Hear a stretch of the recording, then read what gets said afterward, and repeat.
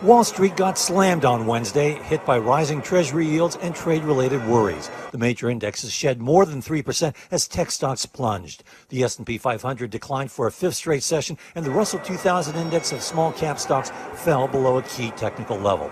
Gerber Kawasaki CEO Ross Gerber isn't surprised. Yeah, it's kind of par for October. It feels like October, but with rates, spiking to 3.25%. Which is actually where we think rates should be. The markets have to digest this move on interest rates. Intel, Nvidia, and other chip stocks dropped after Swiss vacuum valve maker VAT said demand from chip equipment makers was softening. Tech stocks also slid in Europe, where shares had their worst day since June. French luxury goods firm LVMH warned about softening demand in China. That drove down shares of luxury goods companies Michael Kors and Tiffany in the U.S. Sears shares plummeted. Sources say the iconic retailer is preparing to file for bankruptcy protection as early as Friday.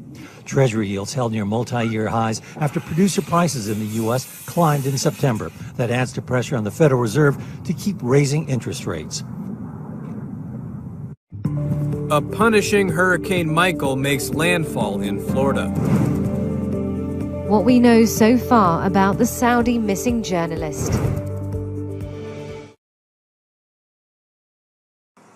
Amazon software engineers recently uncovered a big problem. Their new online recruiting tool did not like women. The glitch, sources told Reuters, stemmed from the fact that Amazon's computer models were trained by observing patterns in resumes of job candidates over a 10-year period, largely from men, in effect teaching themselves that male candidates were preferable. Reuters correspondent Jeffrey Daston. The technology thought, oh, Amazon doesn't like any resume that has the word women's in it. Women's, captain of a women's chess club, captain of a women's soccer team, and all women's university, because the company has hired so many male engineers or software developers, data scientists, and so forth, that clearly the unsuccessful candidates are the ones who also would have this word women's in it. Amazon never solely relied on these online recruiting tools and disbanded the unit that created it by the start of last year, sources said. It now uses a much watered-down version for administrative chores. The company declined to comment. Daston explaining that artificial intelligence is only as smart as the information it's fed. What people say in the industry is garbage in, garbage out. So if you give it bad data or that reflects some bias or whatever, the computer is just going to mimic that. A growing number of companies are automating recruitment, hoping this will make hiring faster and more uniform. Hilton and Unilever are among those using software made by HireVue, which lets applicants video record answers to employers' questions. Thank you so much. HireVue's CEO says his firm analyzes candidates' speech and facial expressions in order to reduce reliance on resumes. Amazon, a source said, has a new team assembled to give online screening another try, this time with a focus on diversity.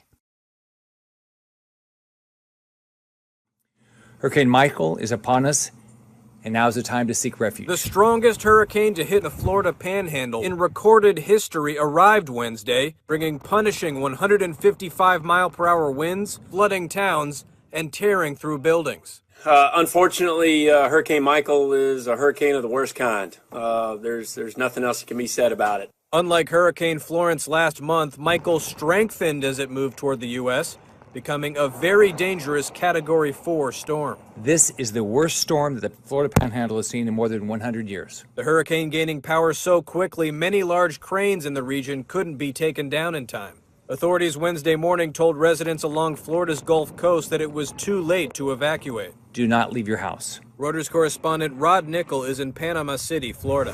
Those who are left are longtime residents who have either stayed in their homes or come to hotels. They say they just don't want to go that far from their homes. One elderly woman told me that my home is my whole being, and she didn't want to go far from it. These people have homes right on the beachfront nearby. Another person I spoke with said that 20 years ago he evacuated from here and he couldn't get back to his home for about 2 days. So the longtime residents of Panama City are hunkered down and they're going to wait this one out. We're doing a lot of different things to try and remove people from the area, but a lot of people are very poor in certain of those areas, and it's very tough for them to leave. The National Hurricane Center said the storm could drive seawater levels as high as 14 feet in some areas. The governors of Alabama and Georgia also declared states of emergency. Winds will be strong enough to bring down trees. North Carolina Governor Roy Cooper on Wednesday warned communities still recovering from Florence that more was coming. The last thing people cleaning up from Florence need right now is more wind and rain. But this storm is coming. Authorities said Michael would still have hurricane-force winds as it pushed through Florida and into Georgia, and tropical storm-force winds when it reaches the Carolinas. What do you think of the market sell-off today? Are you concerned about that? No, I think the Fed is making a mistake. They're so tight. I think the Fed has gone crazy. So you could say that, well, that's a lot of safety, actually, and it is a lot of safety, and it gives you a lot of margin. But I think the Fed has gone crazy. Okay, I'll see you in a little while. No, I think it's good. Actually, it's a correction that we've been waiting for a long time. But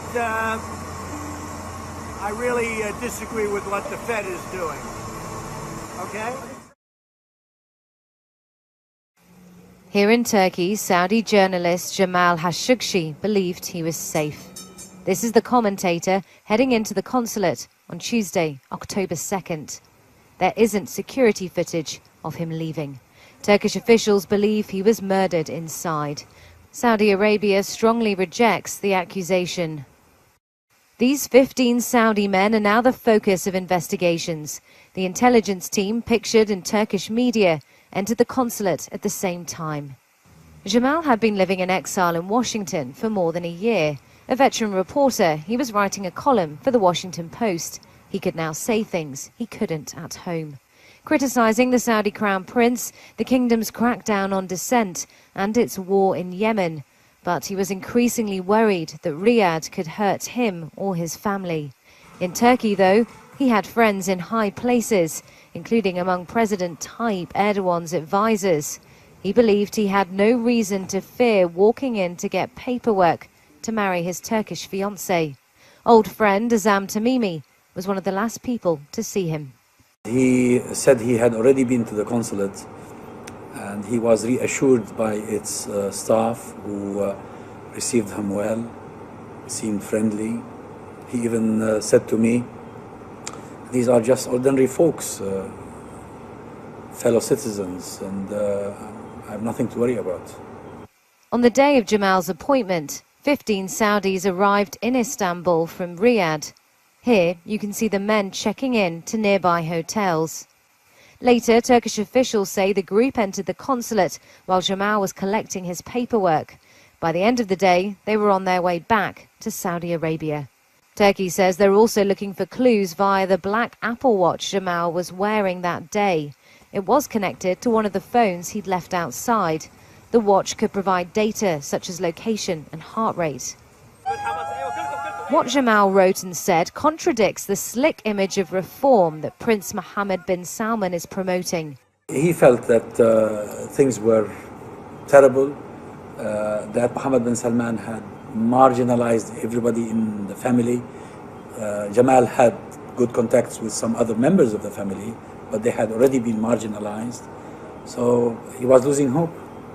This was Jamal's last public appearance before he disappeared. His friends keen to stress he called for reform, not regime change.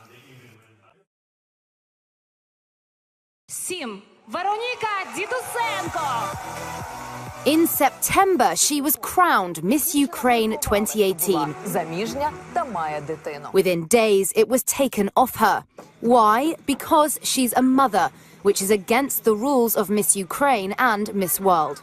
Organisers had found out 23-year-old Veronika Didosenko is divorced with a 4-year-old son. Now she's fighting back with a campaign called Right to Be a Mother, to change what she calls outdated and humiliating rules that discriminate. What is most important now is to let people know and make them aware that this problem exists, and this rule, this norm which exists in Miss World contest is really discriminatory. Miss Ukraine's executive director has defended the decision to disqualify.